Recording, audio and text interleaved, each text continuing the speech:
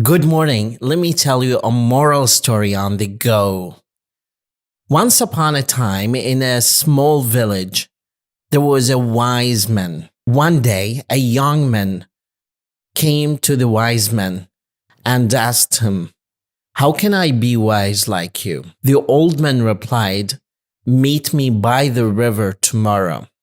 So the next day, the young boy went to the river and he saw the wise man sitting at the bank of the river. He asked the young boy, "Look at the water. What do you see?" The young boy said, "I see a reflection of myself." The wise man took a rock and threw it into the water. That caused ripples in the water. Then he asked the young boy, "What do you see?"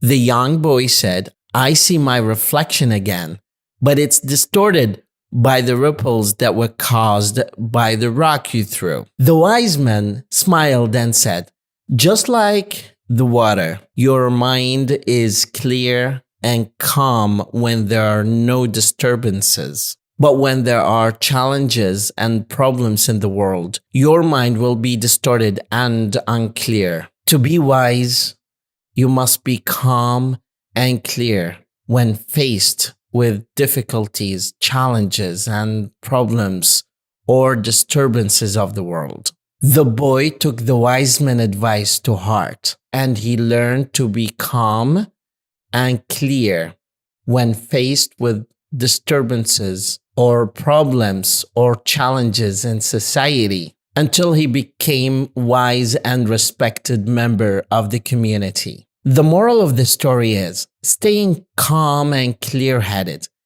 is the best way for success and wisdom when you are faced with disturbances, challenges, or problems of the world to a point where you can't seem to see the clear reflection of yourself. Thank you very much.